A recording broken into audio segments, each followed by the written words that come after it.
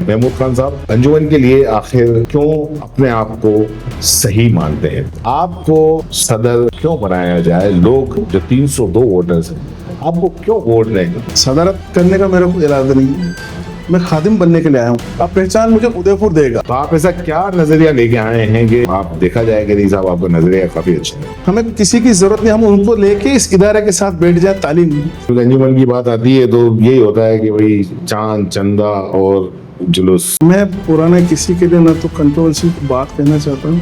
आपराधिक प्रवृत्ति के जो लोग हैं उनका अंजुमन से कोई ताल्लुक नहीं। आपका गन कल्चर का अगर शौक है, आप कर्नल सुफर कुरैशी की वहाँ बेटी, अगर आपको नशा है तो नमाज का करो आप। अभी अंजुमन के सदर को देखा जाता है प्रशासन से पूरी मुस्तैदी से बात कर सके, हक की आवाज हमारी उठा सके। आप ऐसा क्यों ब्रांड बनते हैं कि आप उसके सामने जाएं? दीन और दुनिया का तालमेल बिठा के कॉम्बिनेशन बिठा पाएंगे, इतनी ट्रांसपेरेंसी रखेंगे कि कोई भी आके ये देख ले अंजुमन का कितना फंड है, कहाँ कहाँ खर्च हो रहा है, सही जगह हो रहा है या नहीं हो रहा है। एक्चुअल में फंड जो आता है वो अमानत है, कौम की अमानत है। हो सकता है कि आपका पैनल नहीं आए। मैं पैनल संस्कृति के फेवर में नहीं हूँ, मैं जाने में मंजिल अकेला ही चला था सर। हमारे यहाँ के समाज के नौजवानों की वो सबसे बड़ी जो प्रॉब्लम, एक तो रोजगार, उसके लिए क्या कोई आपके पास में रोड में या प्लान कुछ मिलती? आज की तारीख में लोग कहते हैं कि मुसलमानों को बच्चे नहीं पढ़ते। मैं कहता हूँ मेरी खुद की बच्ची जर्मन लैंग्वेज में यूनिवर्सिटी टॉपर है। ज्यादातर फिर बाद में ये एक्सक्यूज हो जाते हैं कि साहब सरकार हमारी नहीं थी, ये काम नहीं हुआ, नहीं, एक्चुअल में क्या है, और अंजुमन उसका सबसे छोटा सा एक बहाना होगा। दोस्तों आदाब सलाम, मैं आपके सामने अख्तर खान फिर एक नए मेहमान के साथ मैं हाजिर हुआ हूँ। अंजुमन 2025 के जो चुनाव हुए हैं और जो हो रहे हैं उसमें सदर पद के लिए एक खास उम्मीदवार हैं महमूद खान।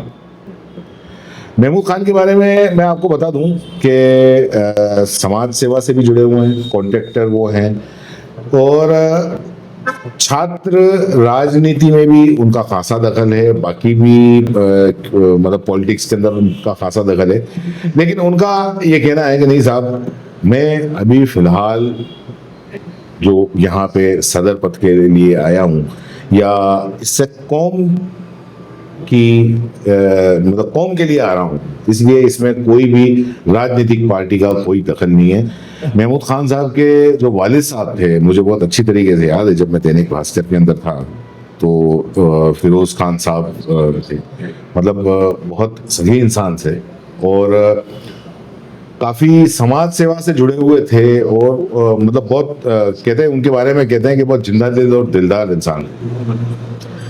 महमूद खान साहब पोस्ट ग्रेजुएट हैं और सदर पद के लिए खड़े हैं। तो आज हम उन्हीं से सवाल जवाब करेंगे कि अंजुमन के लिए आखिर वो क्यों अपने आप को सही मानते हैं।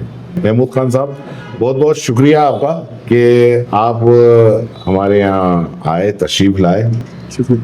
सबसे पहला और सीधा सवाल, आपको सदर क्यों बनाया जाए? लोग जो 302 वोटर्स हैं, आपको क्यों वोट दें और आपको सदारत दें अंजुमन की? अस्सलाम वालेकुम। वालेकुम। शुक्रिया आपका भी अदा करूंगा कि आपने मुझे इतनी इज्जत बख्शी कि आप यहाँ मेरा इंटरव्यू करने के लिए आपने बुलाया। सदारत करने का मेरा कोई इरादा नहीं, मैं खादिम बनने के लिए आया हूँ और कौम की खिदमत के लिए आया हूँ। सियासी गलियारे की कोई बात नहीं होनी चाहिए, मैं उसके लिए आया हूँ। मेरा बैकग्राउंड मेरे वालिद मोहतरम से है, मेरी पहचान, मैं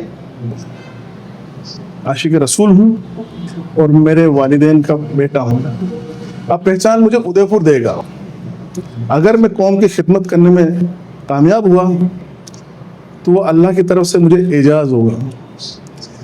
इसलिए सबसे पहली बात यह है कि मैं सदर बनने आया ही नहीं, मैं कौम का खिदमत करने के लिए खिदमतगार बनना है। अगर मुझे इस काबिल समझा जाए तो मैं इदारे के लिए, जो एजुकेशन का इदारा है, उसका वकार और मयार जिस पे होना चाहिए, तो इसका वकार जहाँ था वो एक ब्रांड वैल्यू वापस हो जाए, उसके लिए हाजिर हुआ। 125 साल की बात है, 125 1901 की इसकी संग बुनियाद है। हाँ, जिसके पीछे अगर आप देखें कोई तंजीम हिंदुस्तान पर राज कर रही है, उससे छोटे वक्त में एक छोटा सा वक्फा, यहाँ जो तंजीमें हैं, जो इदारे थे वो यूनिवर्सिटी में तब्दील हो गए। सर सैयद अहमद खान साहब की जो अलीगढ़ यूनिवर्सिटी थी वो 1920 में रजिस्टर्ड हुई, मगर वो कहाँ है, हम कहाँ हैं, इसका वकार कहाँ है, उसका वकार, उसकी ब्रांड वैल्यू है, इसकी वैल्यू खत्म हो गई। इसलिए हाजिर हुआ कि ये इदारा एजुकेशन से ही चलेगा। तो आप ऐसा क्या नजरिया लेके आए हैं कि जिसमें आप देखा जाए कि नहीं साहब आपका नजरिया काफी अच्छा है? मैं चाहता हूँ कि नौजवानों के लिए करियर गाइडेंस जो हो उसके लिए बात हो, जो तालीमी इदारे हैं उनको ताजगी मिले, मेडिकल का एक नेटवर्क अच्छा हो, और यहाँ से ये जो इदारा अपनी इस पहचान के लिए माना जाए और जाना जाए कि वो किस लेवल पे लोगों की खिदमत कर सकता है, अंजाम दे सकता है खिदमत को। हमारे पास आइडियल 4 हैं, खुलफाए राशिदीन हमारे आइडियल हैं। हमारे पास गाइडेंस के लिए गाइड बुक होली कुरान शरीफ जो है हमारे पास, हमें किसी की जरूरत नहीं, हम उनको लेके इस इदारे के साथ बैठ जाए। तालीम जो तालीम हो और वो तरबियत में भी तब्दील हो, वो चंदे और चांद की बात तक महदूद रह गया। बिल्कुल ठीक बात है। अक्सर क्योंकि अंजुमन की बात आती है तो यही होता है कि भाई चांद चंदा और जुलूस, उसके आगे बढ़ नहीं पाए। हालांकि अभी मैंने जो सदर हैं, क्या नाम है उनका, मुजीब सिद्दीकी साहब, उन्होंने एक कोशिश, हालांकि उनके सवाल काफ़ी उठे लेकिन फिर भी जो उनकी कोशिश जो तारीफ काबिल है वो करनी चाहिए। उनकी एक कोशिश उन्होंने कही कि भाई हमने जो जमीन है वो जमीन अलॉट करवा ली है। मैं पुराने किसी के लिए ना तो कंट्रोवर्सी की बात कहना चाहता हूँ, जो नुमाइंदे और हैं उनके लिए मैं कुछ बात नहीं कहना चाहता। मैं 2 मेरे बड़े भाई काबिल इज़्ज़त हैं, एक मेरे हम उम्र मेरे दोस्त हैं, और मुजीब साहब ने जो कहा हो सकता है कि वो सही हो या गलत हो, वो लोगों ने उसका फैसला पहले किया। आज हम लोग आए हैं, मैं उस भीड़ में पीछे था, अब आया, मैं सोचता हूँ एक नई अलग जगह जाए। अगर ये ज़मीन अलॉट है तो उस पर कुछ नया किया जाए। यारों, जुगनू को हर आदमी देखता है, चांद से उसका तस्वुर होता है। अगर हम जुगनू को इकट्ठा करेंगे तो वो अंजुमन बनेगी और चांद के तस्वुर में हम कहीं कुछ पहुंच सकेंगे। ज़मीन में रहने के बाद परवाज का सोचना चाहिए और परों को नहीं देखना चाहिए। क्या बात है। आपके हिसाब से अंजुमन की सबसे बड़ी ताकत और सबसे बड़ी कमजोरी क्या है? सबसे बड़ी ताकत, वो इदारा इतना बड़ा था जहाँ दीन और दुनिया दोनों की तरबियत दी जाती है। कई वली कामिल ने वहाँ अपना क़याम रखा है, कई मोजिज़ जो थे उन्होंने अपना तालीम ली है, कई RS IS बने हैं, कोई जजेस में उनमें शुमार है। स्पोर्ट्स में उसका नाम था, हॉकी की टीम थी, फुटबॉल की टीम थी, और उन टीमों के साथ, उन लोगों के साथ उसका वकार था। इसलिए सबसे बड़ी ताकत तो ये है कि वो तालीमी इदारा बहुत दमदार था। वो 30, 40, 50 साल के बीच में उस दौर में पीछे चला गया। मैंने आपसे अर्ज किया, गाइड बुक थी हमारे पास, गाइडेंस के लिए कुरान मजीद था, हम उसको तिलावत करवाते, हम उसको वहाँ पढ़ते, हम खुद एडॉप्ट करते, तो उस इदारे को उसमें देखते तो वो शायद उसकी ताकत हो जाती। और उसके बाद खुलफाए राशिदीन है, सियासत के लिए आप चाहिए हज़रत उमर फारूक रज़ियल्लाहु ताला अन्हु हैं। अगर आप सखावत का काम करते हज़रत उस्मान गनी रज़ियल्लाहु ताला अन्हु हैं। और शुजात का वक्त था तो हज़रत अली मौला अली का था, शुजात का वक्त था तो आप उसको एडॉप्ट करते, आपको किसी से ज़रूरत नहीं, रोल मॉडल भी थे आपके पास। बिल्कुल सही बात है। आपको कहीं बाहर देखने की जरूरत ही नहीं, आपको कहीं बाहर जाने की जरूरत नहीं। गाइडेंस के लिए होली कुरान शरीफ था। कुरान शरीफ, मैं आपको कहता हूँ रोल मॉडल है, गाइडेंस बुक है, उसके बावजूद ये कहाँ गया, ये इसकी कमी थी। जिन बुजुर्गों ने इसकी संग बुनियाद रखी, उनकी सोच बहुत बेहतरीन थी। ये उसकी बहुत बड़ी ताकत थी कि जिस वक्त लोग शिक्षा को समझना नहीं चाहते, सामाजिक ढांचे की सारी संरचना को मजबूत सुदृढ़ बनाना चाहते थे, उन्होंने उस वक्त वो सुदृढ़ करने के लिए उसको कोशिश कर ली थी। मगर हमने उस कोशिश में हमेशा एक नींव की ईंट के साथ ऊपर कंगूरे नहीं लगाए, जहां तक जो लगा सके वहीं तक महदूद रह गया।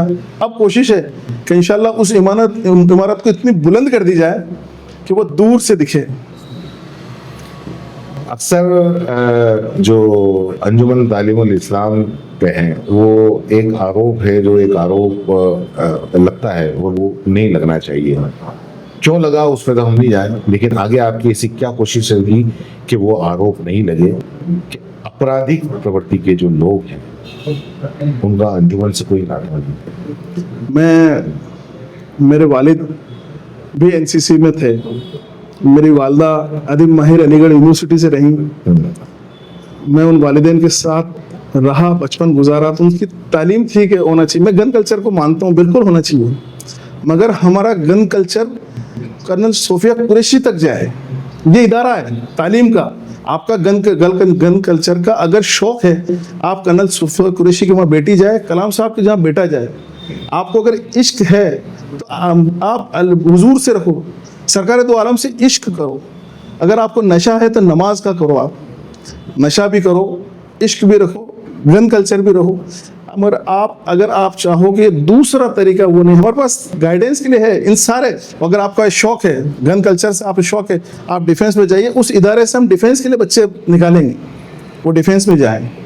वो अगर तालीम दूसरी चाहते हैं तो हम तालीम के इदारे में जाएंगे।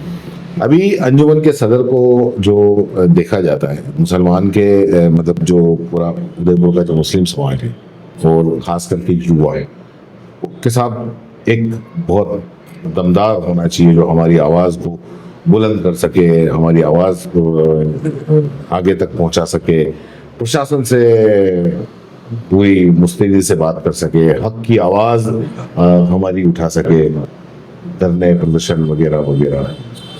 कैसा क्या मतलब इन सारी उम्मीदों पर खड़ा उतर पाएंगे?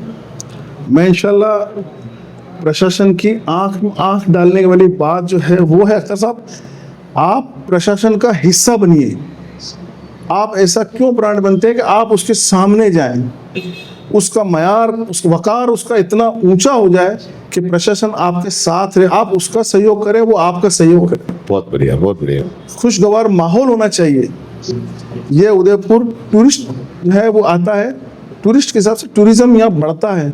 मुसलमान का किरदार, मैं आशिक रसूल हूँ, मैं चाहता हूँ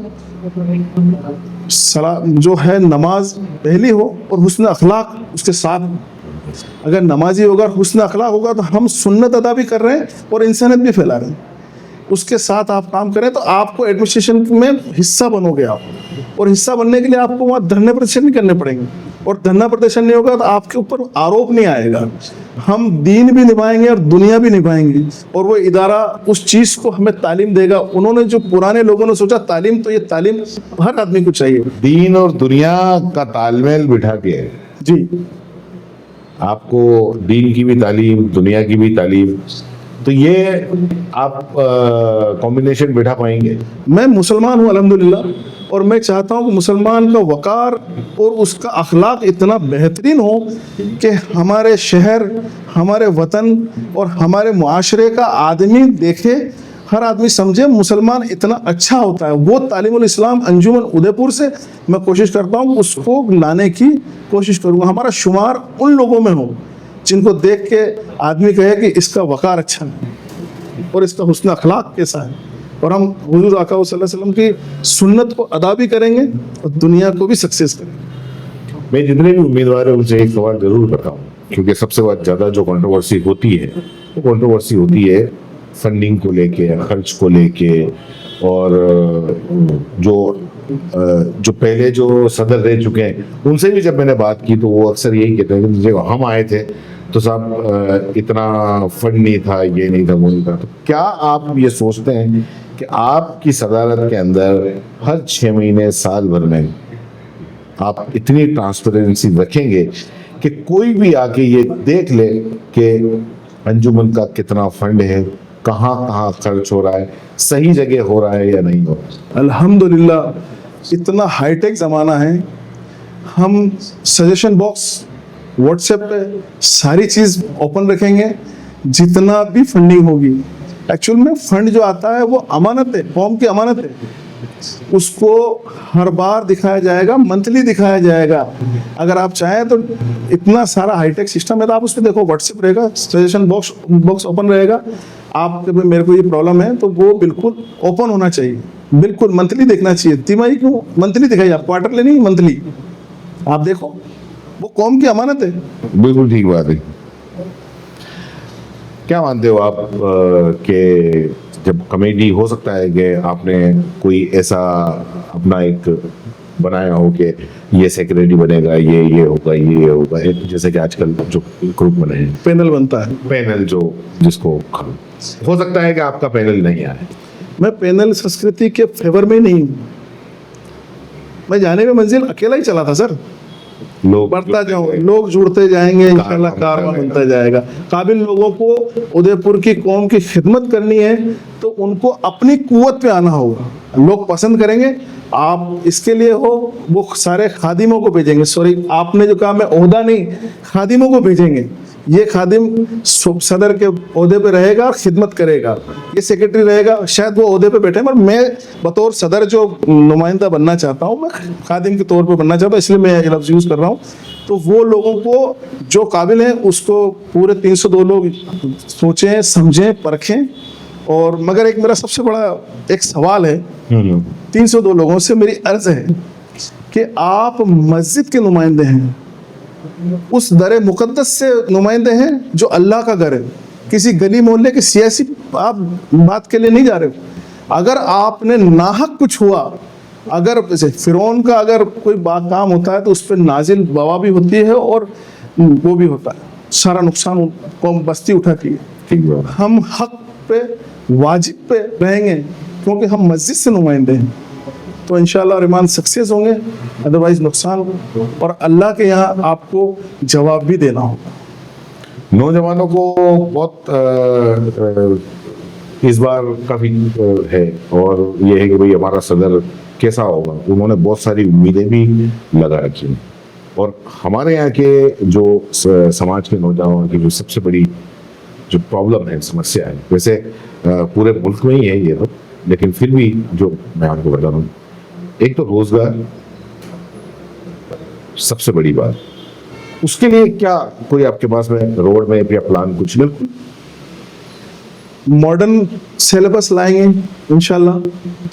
हम जो पर्टिकुलर ऐसा है कि टेक्निक जो टेक बेस्ड जितना भी है वो लर्निंग के लिए करेंगे और उसके बाद कैरियर गाइडेंस के लिए जो सारा काम होगा उनके लिए कोशिश करेंगे और वो सारा बेरोजगारों के लिए और हेल्थ का पूरा नेटवर्क बनाएंगे और मेडिकल नेटवर्क होना चाहिए हेल्थ के लिए, बेरोजगारों के लिए जो जिसकी स्किल जैसी है उसके लिए। हम चाहते हैं कि जो बच्चे जैसे MBA है तो सब्जी बेचने वाले से लेकर सोने बेचने वाले तक हम उसको कौम के हर नुमाइंदे को हम चिन्हित करेंगे, हम उस पर मार्क करेंगे कि आप अगर मीडिया में हो, कोई प्रेस का बंदा है तो MBA का बच्चा है वो आपको आधा घंटा 1 घंटा आपका ले।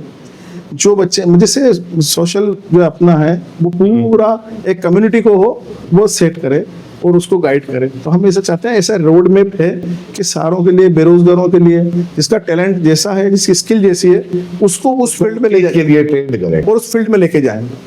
और फील्ड में अगर आप सक्सेस होते हैं तो जो पुराना इस इदारे का एक जो सिस्टम रहा था, आप पढ़े उसके बाद आप 1-2 साल यहाँ पढ़ाएंगे, नौकरी करेंगे, वैसा ही सिस्टम हम करेंगे। आप प्लीज जैसे कोई MBA बच्चा हुआ, कोई MBBS हुआ या कोई लॉयर है, कोई इंजीनियर है, वो अगर कोई BTech है, कोई MBBS है, कोई MTech है, हम कहेंगे कि आप हमें यहाँ तालीम अपनी तरफ से जो है तालिब इल्म को आप थोड़ी तालीम दें, तो वो क्रीम हमारी कौम की नज़र भी आएगी और वो क्रीम को तैयार भी करेगी।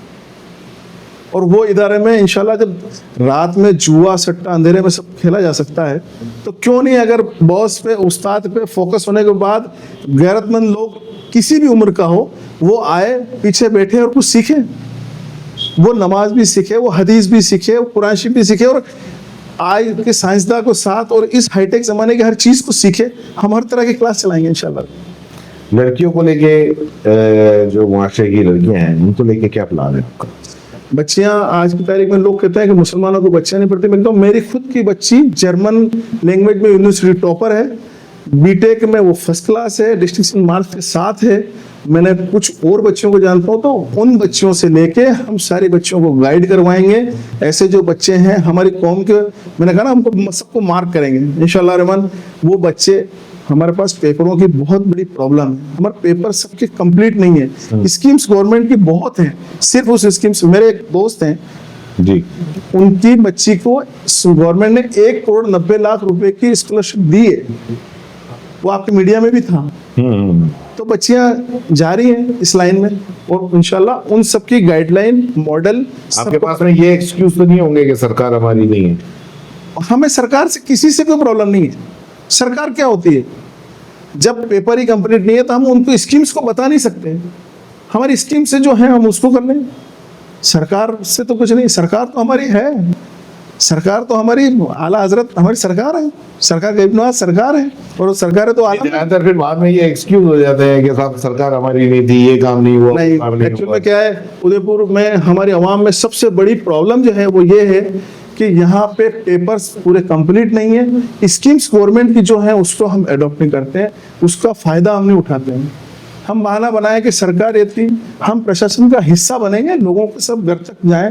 अब जो बेवाएं हैं, यतीम हैं, जो बच्चे नहीं हैं, कुछ बच्चे स्कूल जाने से रुक गए, उनको एजुकेशन बीच में ड्रॉप हो गई, हम उनको लाएंगे। तो उसके बाद ऐसी दिक्कत नहीं आएगी इंशाल्लाह। वो दिक्कत आएगी कब? जब हम इसे बहाने करेंगे। अब वो सारी स्कीम आज मैं बता रहा हूँ आपको, 1,90,00,000 रुपए का स्कॉलरशिप का मतलब आने वाले वक्त में अंजुमन को ये तो नहीं कह सके कि चंदा चांद और चंदे से तालीम और तरबियत पे लाना चाहते हैं। बिल्कुल, क्योंकि हम भी यही चाहते हैं कि अंजुमन अपने नाम के मुताबिक तालीम और तरबियत इससे पहचानी जाए। मैं आपको एक चीज अर्ज कर दूं, यहाँ जिंदा लाशें घूम रही थी, रूह जिंदा थी। मैं अलग जगाना चाहता हूँ कि उन जिंदा रूहों से कुछ नई इबारत बनती जाए। क्या बात है। वो तालीम और तरबियत से ही होगी। 302 लोग जो आपको वोट देंगे, उनसे आप कुछ कहना चाहते हैं? अस्सलाम वालेकुम। मैं आप 302 लोगों से यही इल्तिजा करूंगा, मैंने अख्तर साहब से अर्ज किया था, जैसा आप लोग सुन ही रहे थे। मैं सदर के लिए नहीं लड़ रहा हूँ, मैं खादिम बनना चाहता हूँ आप लोगों के साथ, जो उदयपुर की खिदमत करे, इंसानियत का एक पैगाम हो, और सारे तालीम के साथ, तालीम दीन की हो, तालीम दुनिया की हो, और इंसानियत के पैगाम के साथ हो। और उससे जो चीज़ निकल के आएगी वो हमारा मुआशरा और मुसलमान की पहचान होगी, जो हम सब के लिए बाइस फ़ख्र होगा। और अंजुमन उसका सबसे छोटा सा एक बहाना होगा। आप मस्जिद के नुमाइंदे हैं, मैंने अर्ज किया था आपसे, मैं दोबारा रिपीट करता हूँ कि उस दरे मुकद्दस से आप मेंबर हैं। जो हक की बात हो, जो कौम की तरक्की के लिए बात हो, जो कौम के हक के लिए फायदे की चीज हो, जिसमें यतीम, बेवा, मजलूम के साथ जो बच्चे नहीं पढ़ सके, उनसे लाके हमें IAS बनाना है, हमें RS बनाना है, हम IPS बनाना है, डॉक्टर बनाना है, इंजीनियर बनाना है। और वो दानिशमंद बच्चा, वो चाहे अख्तर साहब की जगह बैठे, वो महमूद की जगह बैठे, हमें 15 साल के बाद वो गाइड करे कि ये जो चीज़ बनी है वो इतनी अच्छी बनी, तो आप उसके हक में फैसला करें। बहुत बहुत शुक्रिया महबूब खान साहब हमारे साथ आने के लिए, और लगातार इंशाल्लाह फिर मुलाकात होगी हमारी। शुक्रिया आपका।